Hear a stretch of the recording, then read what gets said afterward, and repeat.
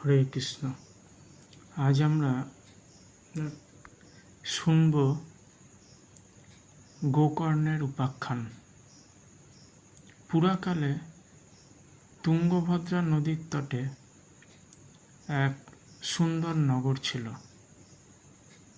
এবং সেই নগরের তীরে এক ব্রাহ্মণ বাস করতেন। তিনি সূর্যের মতো তেজস্বী ছিলেন। তার একজন পত্নী ছিল, তার নাম ছিল ধুন্দুলি। স্বভাবে তিনি ছিলেন জেদি, এবং শুধু জেদিই নয়, তিনি সর্বক্ষণ বকবক করতেন। তবে সংসারে তিনি নিপুণাই ছিলেন, আবার ঝগড়াটিও ছিলেন বটে। এই দাম্পত্য জীবন কিন্তু সুখের ছিল না, কারণ তার মনে কোনো শান্তি ছিল না। মানে দুজনের কারোর মনেই শান্তি ছিল না, কারণ তাদের কোনো পুত্রকন্যা সন্তান ছিল না।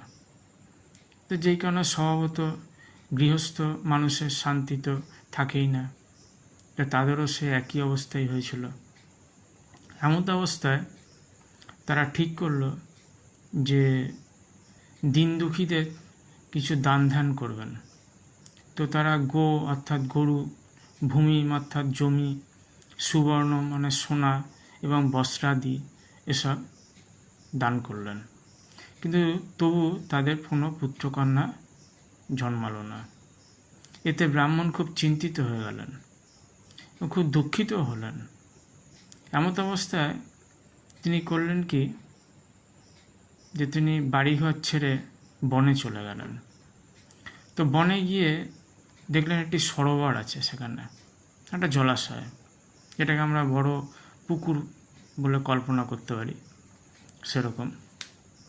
তো সেই জলাশয়ে তিনি জলপান করতে যাবেন, এমন সময় সেখানে এক সন্ন্যাসী মহাত্ম এসে হাজির হলেন এবং তিনি অর্থাৎ কিনা সন্ন্যাসী প্রশ্ন করলেন সেই ব্রাহ্মণকে যে তুমি কাঁদছো কেন, তোমার কি দুশ্চিন্তা, তোমার কি হয়েছে? তখন সেই ব্রাহ্মণ বললেন সমস্ত কথাগুলো, যা যা তার অসুবিধার কথা সব বললেন, এবং এও জানালেন যে তার কোনো সন্তানাদি নেই, তার জন্যই সে চিন্তিত এবং সে এই সংসার ত্যাগ করতে চান। তখন সেই সন্ন্যাসী তখন ব্রাহ্মণকে বলল, তাতে কি হয়েছে? অনেক মানুষেরই তো সন্তান থাকে না, তার জন্য তারা কি সংসার পরিত্যাগ করে চলে যায়? এমন করে অনেকক্ষণ বোঝালো। তো বোঝানোর পরেও ব্রাহ্মণ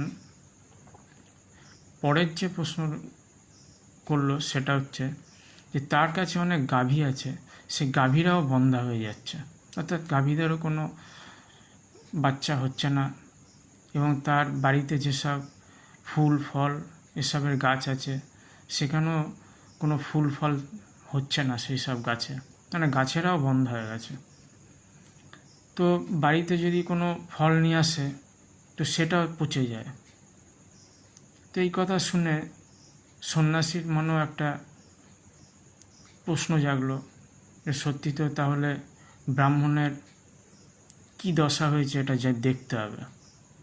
তো তখন সন্ন্যাসী ব্রাহ্মণের ললাট মানে কপাল দেখলেন, দেখে বললেন যে তোমার 7 বছরের মধ্যেও কোনো সন্তান এর জন্ম হবে না। এই কথা শুনে ব্রাহ্মণ বললেন যে আপনি যোগী মানুষ, আপনি কি পারবেন না একটা পুত্র সন্তান দিতে? তো এরকম যখন ব্রাহ্মণ খুব নাছোড়বান্দা হয়ে গেল, অর্থাৎ সে একটা কিছু তাকে না দিলে সে সন্ন্যাসীকে ছাড়বেই না। তো এরকম পরিস্থিতিতে সন্ন্যাসী তখন ব্রাহ্মণকে বলল যে দেখো, তোমাকে আমি একটা উপায় আমি দিতে পারি। উপায়টা হলো যে একটা ফল তোমাকে আমি দেব, সেই ফলটা তুমি তোমার স্ত্রীকে খাওয়াবে, দেখবে তার একটি পুত্র সন্তান হবে। তো তখন সেই ব্রাহ্মণ সেই ফলটা নিয়ে বাড়িতে যায়, গিয়ে তার স্ত্রীকে সব কিছু জানায়। স্ত্রী তো শুনে খুব চিন্তায় পড়ে যায়, কিন্তু চিন্তা করেও সে কথাগুলি কিন্তু সে ইসেকে বলে, মানে তার যে স্ত্রী স্বামীকে কিন্তু সেই চিন্তার কথা বলে না। সে পাড়ার প্রতিবেশী একজনকে বলে যে আমি যদি এই ফল খাই তাহলে তো আমার পেটটা বড় হয়ে যাবে এবং গর্ভ হবে এবং আমার খাওয়া দাওয়াও কমে যাবে, আমি দুর্বল হয়ে যাব। এছাড়া যদি কখনো গ্রামে ডাকাত পড়ে তাহলে তো আমি এই গ্রাম থেকে দৌড়ে পালিয়েও যেতে পারবো না, এতে আমার অনেক অসুবিধার সৃষ্টি হবে। তো এইরকম কথাবার্তা বলার পর একদিন ঘটনাচক্রে ওই ধুন্ধুলি অর্থাৎ কিনা আত্মদেবের স্ত্রী তার মানে বোন একবার তার বাড়িতে আসলো, মানে ধুন্ধুলির বোন এসে বোনকেও সে সমস্ত কথা জানালো।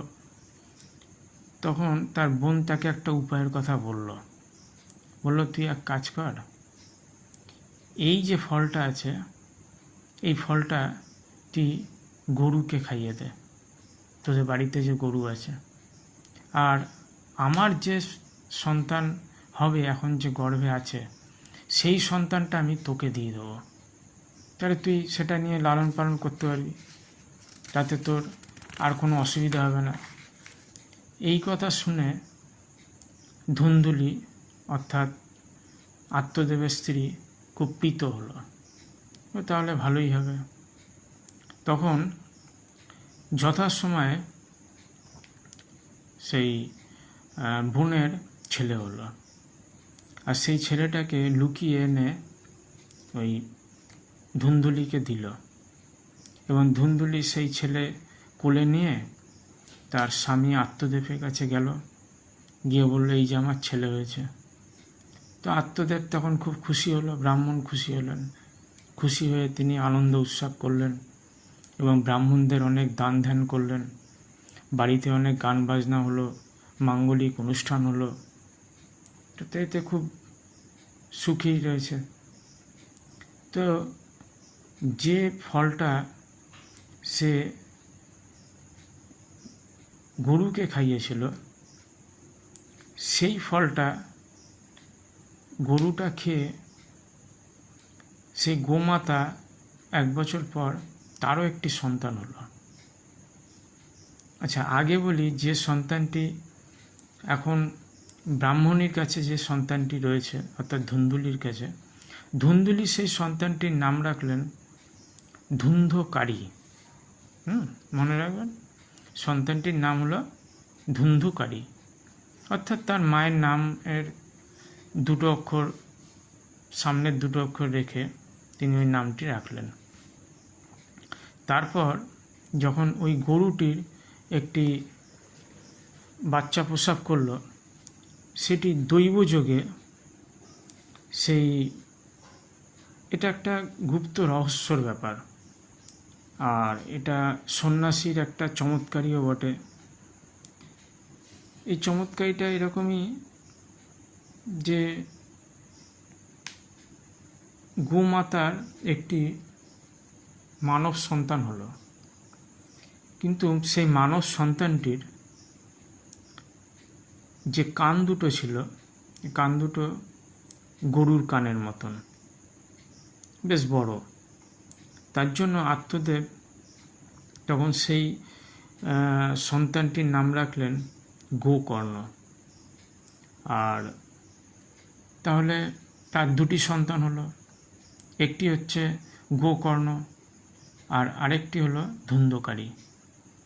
তো গোকর্ণ ছিলেন কেমন, তিনি খুব পণ্ডিত, জ্ঞানী এবং সর্বশাস্ত্রে পণ্ডিত্য বটেই, কিন্তু এই যে গোকর্ণ, এই গোকর্ণকে গোকর্ণের যে জন্ম হলো সেটা কিন্তু ওই সন্ন্যাসী যে ফলটি দিয়েছিল সেই ফলটি খেয়েই কিন্তু গরুটি ফলটি খেলো এবং সেই গোমাতার সন্তান হলো। দেখুন সন্ন্যাসীর কথা কিন্তু খেটে গেল। দেখুন সেই ধুন্ধুলি যে, তার কিন্তু কোনো সন্তান হলোই না, কারণ সন্ন্যাসীর যে বাক্য, সে বাক্য কিন্তু মিথ্যা নয়।